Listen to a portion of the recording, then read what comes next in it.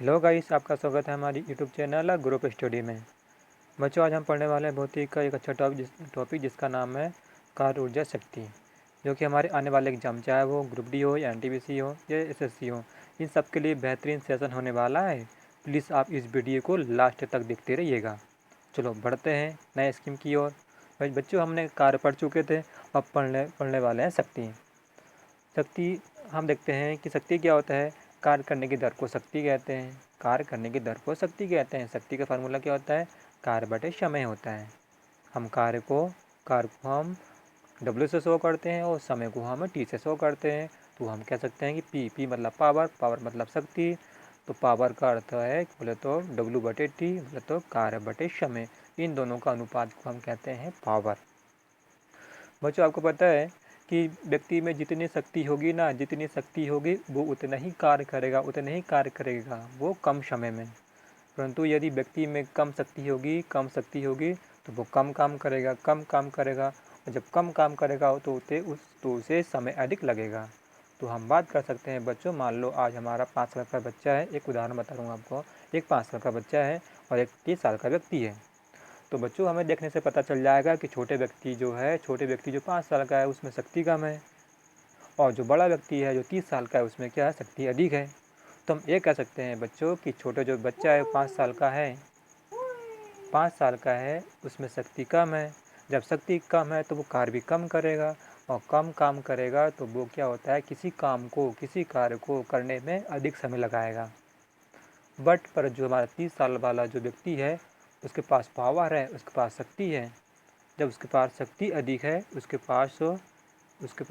अधिक है तो वो अधिक कार्य करेगा और वो कार्य को वो कम समय में, बोले तो कम समय में कार्य अधिक करेगा।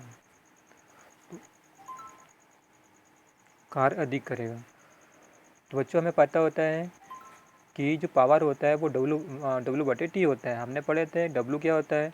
W का फार्मूला होता है वो P बराबर, W का फार्मूला क्या होता है, F बल बराबर विस्थापन इंटू कॉस थीटा होता है। हमने पढ़े थे ना कल, Fs इंटू कॉस थीटा, और T बटा T आ जाएगा। तो हम ये कह सकते हैं कि जो पावर होता है, जो शक्ति होती है, उसका फार्मूला क्या होगा, F into S into cos theta बटे T। F मतलब बल होता है, S मतलब हमारा विस्थापन होता है, कॉस थीटा मतलब एंगल होता है, और T मतलब समय होता है। बच्चों, आगे बढ़ते हैं। P बराबर P, हमने P को कॉमन ले लिया। एस टी क्या होता है, हमें पता होता है कि विस्थापन और समय का अनुपात क्या होता है बच्चों, वेग होता है। तो हम ये कह सकते हैं कि P बराबर बल इंटू वेग, P बराबर बल इंटू वेग इंटू कॉस थीटा। तो हम ये कह सकते हैं बच्चों कि P बराबर बोले तो शक्ति बराबर, हम ये कह सकते हैं कि बल इंटू वेग, बोले तो F इंटू वेग का गुणनफल जो होगा वो क्या होगा बच्चों, हमारा पावर होगा। अर्थात हम ये भी कह सकते हैं कि बल और वेग का अदिश गुणनफल को शक्ति कहते हैं। बच्चों, शक्ति एक अदिश राशि है। हमें पता है कि अदिश राशि किसे कहते हैं, हमें पता है कि अदिश राशि हम उसे कहते हैं जिसमें कि क्या, हमें परिणाम पता होता है परंतु हमें दिशा पता नहीं होती। हम उसे क्या कहते हैं, अदिश राशि कहते हैं। जैसे हमारा शक्ति भी क्या है, एक अदिश राशि है। हमारा द्रव्यमान भी क्या है, एक अदिश राशि है। और हमारा कार्य भी एक प्रकार का अदिश राशि है, और समय भी एक प्रकार की अदिश राशि है, और बल भी एक प्रकार की अदिश राशि है। हम बात करते हैं शक्ति का ऐसा मात्रा क्या होता है, हमें पता है। शक्ति का ऐसा मात्रा क्या होगा, हमने पढ़े हैं। शक्ति क्या होता है, हमने पढ़े, W बटे T। तो W का ऐसा मात्रा क्या होता है, जूल होता है, हमने पढ़े हैं। कार्य का ऐसा मात्रा क्या होता है, जूल होता है। और समय का ऐसा मात्रा क्या होता है, वो सेकंड होता है। तो हम इसे ये कह सकते हैं कि जूल सेकंड माइनस 1 होता है। जब हम इसे कैलकुलेशन करते हैं तो हमारा शक्ति का ऐसा ही मात्रक आता है किलोग्राम मीटर का स्क्वायर, और सेकंड माइनस 3 वाट होता है। बच्चों, आपको पता होना चाहिए शक्ति का ऐसा ही मात्रक वाट होता है। अब हम पढ़ते हैं शक्ति की बीमा। शक्ति की बीमा क्या होती है। शक्ति की जो बीमा होती है mL² T-3 होता है, जहाँ m का मतलब होता है मीटर, m का मतलब होता है द्रव्यमान, l का मतलब होता है लंबाई, t का मतलब होता है हमारा सेकंड। तो शक्ति का बीमा जो होती है ml² t-3 होता है बच्चों। ये क्वेश्चन हमारे ग्रुप डी में पिछली बार आ चुका था। प्लीज़ आप इन जो नोट्स है आप नोट्स से बनाइएगा और इन टॉपिक को आप लिखते रहिएगा। फिर हम बात करते हैं शक्ति। शक्ति का ऐसा मात्रक आपने पढ़े हैं, शक्ति का ऐसा मात्रक वाट होता है, जबकि इसका व्यवहारिक मात्रक अश्व शक्ति होता है। अश्व शक्ति बोले तो हॉर्स पावर, जिसे हम HP बोले तो H मतलब हॉर्स और P मतलब पावर, हॉर्स पावर होता है। हमें पता है कि एक हॉर्स पावर बराबर 746 वाट होते हैं। और हमने ये भी पढ़े हैं कि 1000 वाट बराबर 1000 वाट बराबर 1.341 HP। HP बोले तो हॉर्स पावर होता है। बच्चों अब हम पढ़ते हैं शक्ति के कुछ नोट। बच्चों आपको पता होता है कि अधिकतर प्रश्नों का हल करते समय निम्न सूत्र का प्रयोग करना चाहिए। हमने पढ़े हैं शक्ति क्या होता है, शक्ति बराबर कार्य बटे समय होता है, कार्य बटे समय होता है। और हमें पता है कि शक्ति बराबर क्या हो सकता है, mg/h/t। बच्चों आपको हमेशा याद रखना है जब किसी ऊंचाई की बात की जाती है या गहराई की बात की जाती है तो उस समय जो कार्य का जो फार्मूला होगा, उस समय जो कार्य का फार्मूला होगा जहाँ पर h की, जहाँ पर ऊंचाई की, जहाँ पर गहराई की बात की जाती है, तो बच्चों आप हमेशा याद रखना कार्य का जो फार्मूला होता है, कार्य का जो फार्मूला होता है वो mgh होता है बटे t। टी बोले तो समय है, जहाँ पे m क्या है हमारा द्रव्यमान है, जी हमारा क्या है त्वरण है और h क्या है ये ऊंचाई है और t बोले तो एक समय है। तो हम ये कह सकते हैं कि जो p का जो फार्मूला होता है mgh/t होता है। बच्चों इसे आप नोट डाउन कर लेना। ये IMP क्या है हमारा सूत्र है, फार्मूला है जो हमारे कई बार चाहे वह SSC हो या रेलवे किसी भी एग्जाम में इस फार्मूला का जो न्यूमेरिकल आता है वो 100% आता है। प्लीज़ आप इन जो मैं आपको पढ़ा रहा हूँ आप इनका नोट से बना लीजिएगा। अब हम नेक्स्ट टॉपिक पे बढ़ते हुए, नेक्स्ट स्क्रीन पे बढ़ते हुए बच्चों हम पढ़ते हैं जो शक्ति हमने पढ़ चुके हैं, उसकी जो थ्योरी पढ़ चुके हैं, भाई शक्ति क्या होती है, शक्ति का ऐसा मात्रा क्या होता है, अब हमने पढ़ चुके हैं। अब हम बात करते हैं शक्ति का कुछ न्यूमेरिकल होते हैं जो हमारे चाहे ग्रुप डी हो, हर चीज़ में ये क्या होता है न्यूमेरिकल आते रहते हैं। तो बच्चों अब हम इसको पढ़ेंगे। अब इसमें बोला गया है, पहला क्वेश्चन हमारा ये बताया गया कि 60 किलोग्राम का एक व्यक्ति 10 सेंटीमीटर की ऊंचाई की 100 सीढ़ियाँ 1 मिनट में चढ़ जाता है तो उस व्यक्ति की शक्ति क्या होगी। जिसमें बताया गया कि इसमें जो जी है, जी का मान मीटर अपॉन सेकंड का स्क्वायर है। बोले तो हम जो ज्ञात करेंगे वो यूनिट हमको पता होना चाहिए, वो m/सेकंड में स्क्वायर को पता होना चाहिए। बच्चों इसमें क्या बोला गया है, इसमें बोला गया है कि हमको शक्ति ज्ञात करना है। हमने पढ़े हैं शक्ति क्या होता है, शक्ति क्या होता है हमने पढ़े हैं। जब ऊंचाई की बात की जाती है बच्चों, हमने पढ़े हैं जब भी ऊंचाई की बात की जाती है तो उस समय क्या होता है, कार बराबर क्या होता है mgh होता है अपॉन टी। जब टी से डिवाइड करते हैं तो वो पी का फार्मूला हो जाता है, पी मतलब पावर होता है। तो बच्चों हमें इस स्थान पे हमको पुट करना है, इस स्थान पर हमको पुट करना है और हमको क्वेश्चन को हल करना है। बच्चों हम देखते हैं कि 60 किलोग्राम का एक व्यक्ति, मान लो व्यक्ति का जो द्रव्यमान है वो कितना है बच्चों, 60 किलोग्राम है। कितना है बच्चों, 60 किलोग्राम है। और उसकी जो ऊंचाई है बोले तो सीढ़ी कितनी है, सीढ़ी 10 सीढ़ी है। मान लो 10 सेंटीमीटर की 100 सीढ़ियाँ है, मान लो वो कुल मिलाकर 1000 सेंटीमीटर हो गई। हमें पता है कि हमको मीटर में ज्ञात करना है, तो हमें 1000 सेंटीमीटर में हम 100 का भाग दे देंगे, 100 का भाग देंगे तो वो 10 मीटर आएगा। कितना आएगा, 10 मीटर आएगा। हमें एच भी पता हो गया, हमको एम भी पता हो गया और हमें जी भी पता है। जी हमारा दिया था, जी कितना है 10 मीटर पर सेकेंड है। और समय कितना 1 मिनट है। हमको सेकंड में ज्ञात करना है क्योंकि यहाँ सेकंड दिया है। देखो बच्चों सेकंड दिया है ना, तो हमको सेकंड में ज्ञात करना है, तो हम इसे 60 से गुना कर देंगे तो हमारा 60 सेकंड आ जाएगा बच्चों। अब हम क्या होते हैं, जब हमें mgh/t पता हो गया,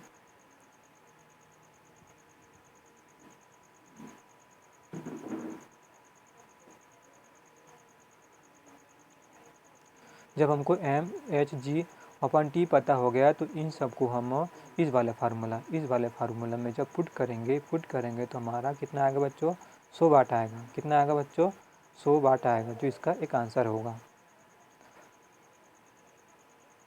बच्चों फिर हम अगला हमारा क्वेश्चन है कि मान लो 373 मीटर गहरे तालाब हैं, मतलब गहरा मतलब ऊंचाई। 373 मीटर गहरे तालाब से 360 किलोग्राम पानी 30 मिनट में निकलता है, तो उस मोटर की शक्ति क्या होगी? इसमें दिया है G बराबर 10 मीटर पर सेकेंड। बच्चों, मैंने आपको बताया था जब शक्ति में जब ऊंचाई दी होती है ना बच्चों, जब शक्ति में जब ऊंचाई दी होती है तो वहाँ पे जो फार्मूला होता है वो mgh/t होता है। तो हमें इस स्थान पे हमको पुट करना है और हमें आंसर निकालना है। हमें पता होता है कि जो पानी का जो द्रव्यमान है कितना है बच्चों, 360 किलोग्राम है। और कितना गहरा तालाब है बच्चों, वो उसकी ऊंचाई 373 मीटर उसकी गहराई है।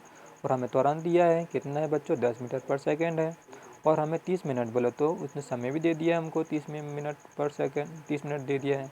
तो हमको क्या सेकंड में ज्ञात करना है, क्योंकि यहाँ पर सेकंड दिया है। तो 30 का गुना हम 60 में करेंगे तो 6 तिरी 18 बोले तो हमारा 1800 क्या आ जाएगा बच्चों, सेकंड आ जाएगा। तो इन सब mght का जो हम इस फार्मूला में पुट करेंगे तो हमारा आंसर कितना आएगा, हमारा आंसर जो आएगा बच्चों वो P बराबर 746 वाट आएगा। हमें पता है कि 746 वाट बराबर 1 HP होता है। आप इसको नोट डाउन कर लेना। बच्चों, आपको यदि अच्छा लगता है तो इसे आप लाल बटन बोला तो सब्सक्राइब बटन दबाकर हमें मोटिवेशन दीजिएगा, ताकि हम और अच्छा वीडियो बना सकें। अब हम नेक्स्ट टॉपिक पढ़ते हैं, नेक्स्ट स्क्रीन पर जाते हैं। अब हम पढ़ते हैं ऊर्जा संरक्षण का सिद्धांत।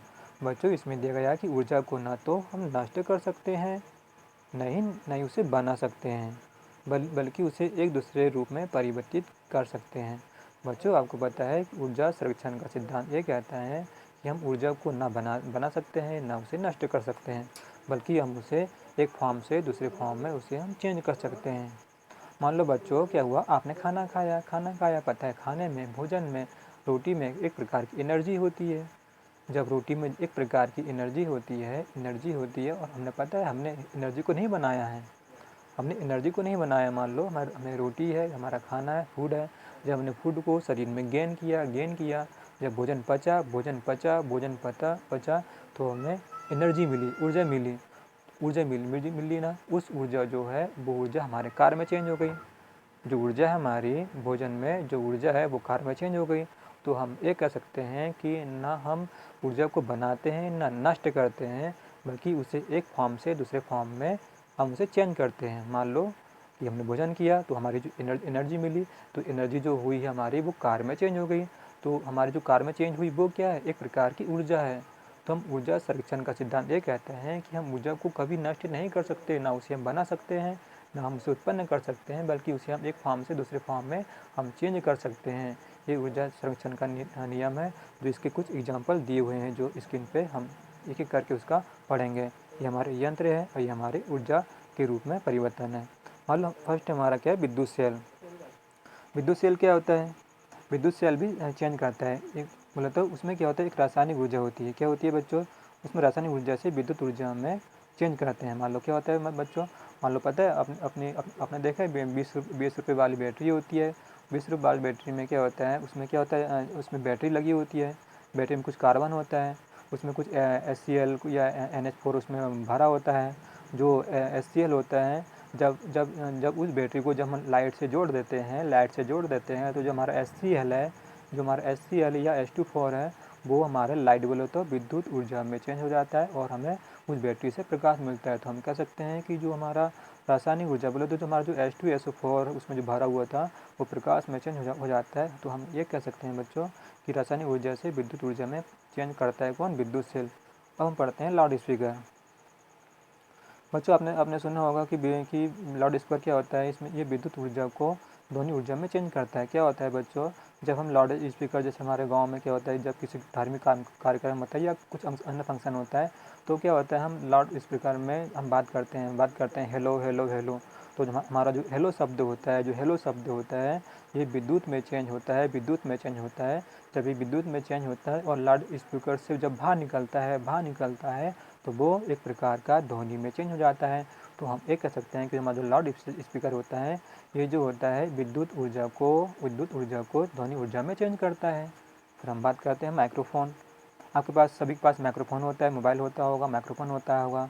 हम माइक्रोफोन में बात करते हैं, हेलो हेलो हेलो बात करते हैं, तो जब हम माइक्रोफोन को जब हम मुंह से जब हम बोलते हैं तो जो आवाज़ होती है हमारी ध्वनि होती है, ध्वनि जो होती है हमारी ध्वनि वायर के थ्रू वो विद्युत ऊर्जा में चेंज हो जाती है।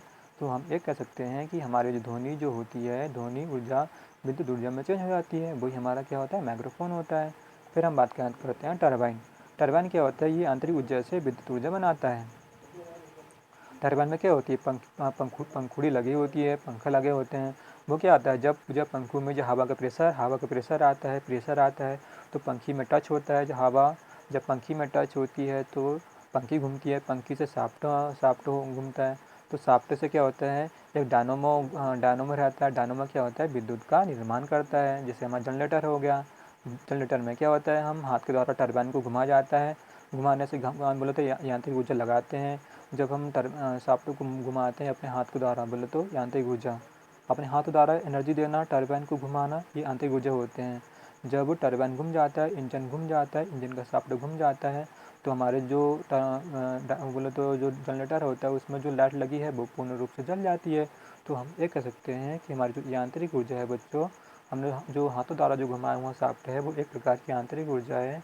जब आंतरिक ऊर्जा द्वारा शाफ्ट को मूव करते हैं तो इससे क्या होता है, जनरेटर का शाफ्ट जो होता है कंटिन्यू रूप में घूमते रहता है। उससे क्या होता है, उससे जुड़ी जो लाइट होती है सभी लाइट जलने लग जाती है। तो हम एक कह सकते हैं बच्चों, जो आंतरिक ऊर्जा से विद्युत ऊर्जा में चेंज करता है, टरबाइन भी, डायनोमी भी और विद्युत जनरेटर भी। फिर हम पाँचवा हमारा यंत्र है मोटर। मोटर क्या काम करती है बच्चों, ये विद्युत ऊर्जा से यांत्रिक ऊर्जा में चेंज करती है। मान लो क्या होता है, हमारे घरों में या खेतों में हम मोटर का यूज करते हैं ना बच्चों, तो क्या होता है, हम उसे क्या होता है, उस मोटर में हम करंट सप्लाई करते हैं। पहले करंट से जोड़ते हैं, जब हम करंट सप्लाई करते हैं तो क्या होता है, उसमें शाफ्ट रहता है। तो करंट के कारण क्या होता है, वो शाफ्ट आसपास मूव होने से क्या होता है, उस मोटर में निर्वात उत्पन्न करता है। निर्वात उत्पन्न करने से क्या होता है बच्चों, मोटर जो होती है यांत्रिक ऊर्जा बोले तो वो पानी को फेंकती है ऊपर की ओर, तो वो हमारा यांत्रिक ऊर्जा हो गया। तो हम ये कह सकते हैं बच्चों कि ये मोटर जो होती है विद्युत ऊर्जा को यांत्रिक ऊर्जा में चेंज करती है। फिर हम बात करते हैं विद्युत बल्ब। बेटा जो विद्युत बल्ब में क्या होता है, ये विद्युत बल्ब जो विद्युत ऊर्जा को प्रकाश एवं ऊष्मा ऊर्जा में चेंज करता है। वो कैसे, हमें पता होता है बल्ब होता है, बल्ब में क्या होता है, टंगस्टन लगा होता है। जब टंगस्टन में या बल्ब में जब करंट सप्लाई करते हैं, विद्युत ऊर्जा सप्लाई करते हैं, तो एक समय ऐसा आता है कि जो हमारा जो विद्युत ऊर्जा होती है वो प्रकाश में चेंज हो जाती है और ऊष्मा में चेंज हो जाती है, जो हमको दिखाई देता है। तो हम वही कह सकते हैं विद्युत बल्ब जो होता है बच्चों, वह विद्युत ऊर्जा को प्रकाश एवं ऊष्मा ऊर्जा में चेंज करता है। फिर हम बात करते हैं सेवन यंत्र जो है हमारा फोटो इलेक्ट्रिक सेल है। ये प्रकाश ऊर्जा को विद्युत ऊर्जा में चेंज करता है। बच्चों आपने देखा होगा सोलर पैनल का यूज हमारे मोदी सरकार द्वारा हर गांव हर मोहल्ले में किया जा रहा है। इनका मेन उद्देश्य होता है कि फोटो इलेक्ट्रिक सेल बोले तो सोलर पैनल का मेन उद्देश्य होता है कि आज हमारे इंडिया में आज प्रदूषण बहुत अधिक हो रहा है। इस प्रदूषण को कंट्रोल करने के लिए आज हर गाँव में हर क्षेत्र में सोलर पैनल का यूज किया जा रहा है। इससे क्या होता है, पर्यावरण को कम नुकसान होता है। तो हम बात करते हैं जो सोलर सेल होता है या फोटो इलेक्ट्रिक सेल होता है, ये प्रकाश ऊर्जा को विद्युत ऊर्जा में चेंज करता है। इसमें क्या होता है, सोलर पैनल में इसमें एक बोले तो एक प्लेट लगी होती है। ये प्रकाश को अपने में स्टोर करती है। प्रकाश को अपने में स्टोर करती है तो वो प्रकाश जो होता है वो विद्युत में चेंज हो जाता है। जब वो विद्युत में जब चेंज होता है प्रकाश, तो और उस विद्युत को जब हम लाइट में भेजते हैं तो वो लाइट हमें प्रकाश देता है। तो हम ये कह सकते हैं कि प्रकाश ऊर्जा को हम विद्युत ऊर्जा में चेंज करते हैं। कौन, फोटो इलेक्ट्रिक सेल। हमारा आठवां है वाद्य यंत्र। ये आंतरिक ऊर्जा से ध्वनि ऊर्जा में चेंज करता है। वाद्य यंत्र में ये होता है बच्चों कि क्या होता है, हम किसी वाद्य यंत्र होते हैं हम उसे हाथों के द्वारा बनाया जाता है। मान लो हमारा क्या है, एक प्रकार का तबला होता है। जब हम तबला को अपने हाथों के द्वारा जब उसमें फोर्स लगाते हैं, उसमें बल लगाते हैं तो वो एक प्रकार की ध्वनि उत्पन्न करता है। मान लो हमारा हाथों का बजाना एक कौन सी ऊर्जा है बच्चों, ये आंतरिक ऊर्जा है। और उसमें जो ध्वनि उत्पन्न होती है बच्चों, तो वो क्या एक प्रकार की ध्वनि ऊर्जा होती है। तो हम ये कह सकते हैं बच्चों कि वाद्य यंत्र जो होता है ये आंतरिक ऊर्जा से ध्वनि ऊर्जा में चेंज करता है। इसके बाद हम बच्चों कुछ पढ़ने वाले हैं ऊर्जा संरक्षण के कुछ उदाहरण, जो हमारा नेक्स्ट स्क्रीन में दिखा दे रहा है। बच्चों इसमें इसके कुछ उदाहरण है कि जब किसी गेंद को नीचे से ऊपर फेंकते हैं या ऊपर से नीचे गिराते हैं तो गतिज ऊर्जा में कमी या वृद्धि और स्थितिक ऊर्जा में वृद्धि या कमी के बराबर होता है। बच्चों आपको पता होना चाहिए। मान लो क्या होता है, मान लो हमारा ये होता है कि कोई गेंद है। अब कोई गेंद को क्या हम ऊपर से नीचे की ओर उसे फेंक रहे हैं तो हमें पता होता है ना बच्चों, हमें पता होता है कि वस्तु जैसे ये हमारी पृथ्वी है, ये मान लो कोई ऊंचाई वाले स्थान है, ये हमारा ऊंचाई वाला स्थान है, कोई पहाड़ है, कोई बिल्डिंग है।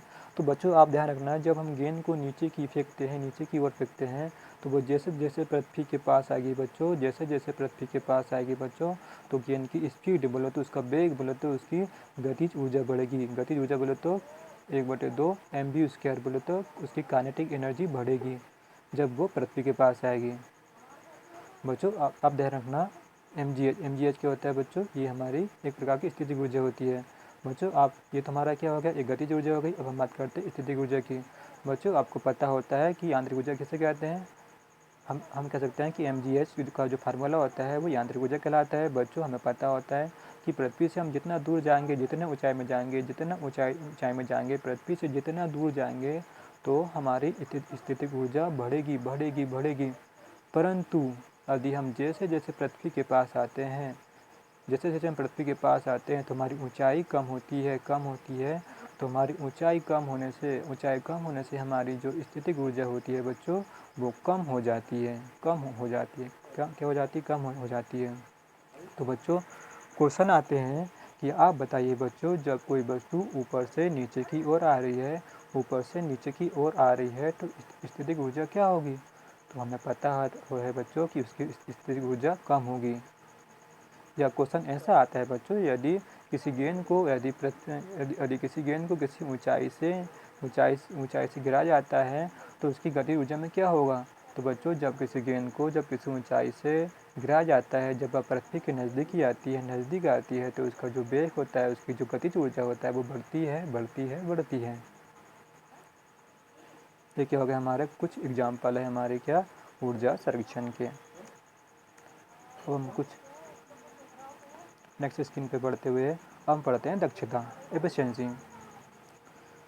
एफिशिएंसी क्या है बच्चों, किसी निकाय के निर्गत और निविष्ट के अनुपात को हम दक्षता कहते हैं। अर्थात दक्षता का जो फार्मूला होता है बच्चों वो क्या होता है, एक प्रकार का आउटपुट अपॉन इनपुट इंटू 100, ये फार्मूला होता है।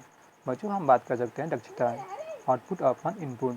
बच्चों क्या होगा, यदि क्या होता है, मान लो एक उदाहरण, हमने मशीन ले लिए। क्या लिए बच्चों, मशीन लिए।